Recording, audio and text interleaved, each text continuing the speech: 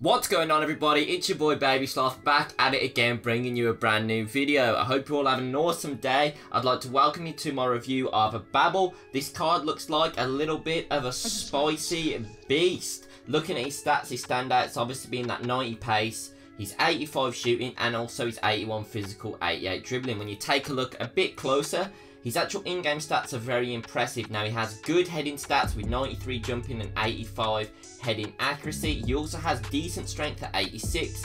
He has a very good shooting stats. He has 98 shot power, 91 long shots, but sadly his finishing is very low at the 76 rating, and also his pace stats are pretty competitive at 92 and 87 sprint speed. Now, I'm very excited to see how this card gets on in-game. I've played with cards before that have good long shot stats, but very poor finishing, and it's a flip of the coin. Some cards can be good at finishing even though they have bad finishing stats, but some really fall short, and even that long shot stat can't save them when they're just on the edge of the box. It's going to be interesting to see how Babel does in game, but let's get into the clips and find out how we got on.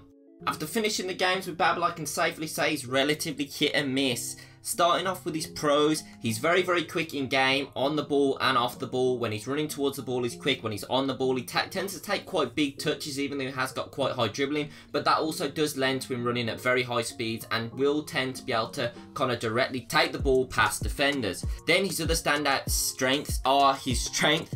He did feel strong in game, not incredibly strong to the point where he's going to be able to, push defenders on the ball, but he will be able to hold them off the ball, not for extended amounts of time, but just for enough so you have a little bit of time to move the ball on. But if you do still dilly-dally on the ball and don't shield it 100% correctly, he isn't strong enough to keep the defender from getting it, but it's still a lot more than other players can do. Then another one of his strengths has to be his heading. Now, a lot of players have good heading stats in game, but when you actually play with them, they never feel like they do. Some of them struggle to actually even win the ball in the air, and then when some of them do, they're not that accurate with it. Whereas Babel did score a header for me, and he had other few good chances where he did climb for the ball and was able to win aerial duels very easily. That's why I have put it as one of his standout pros. Then his long shots stats were very good, and I could tell shooting from distance with him, he was very good at taking distance shots.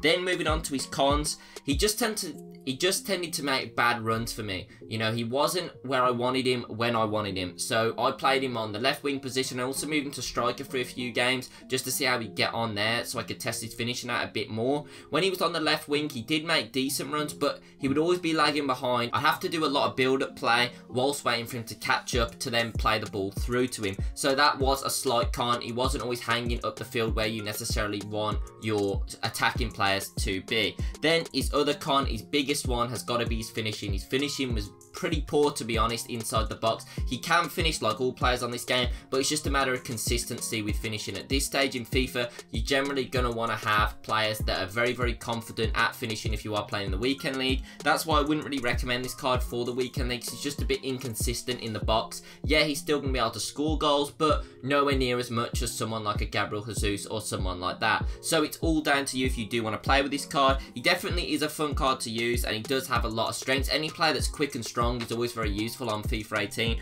but when they have that bad finishing, it just kind of makes me think, meh.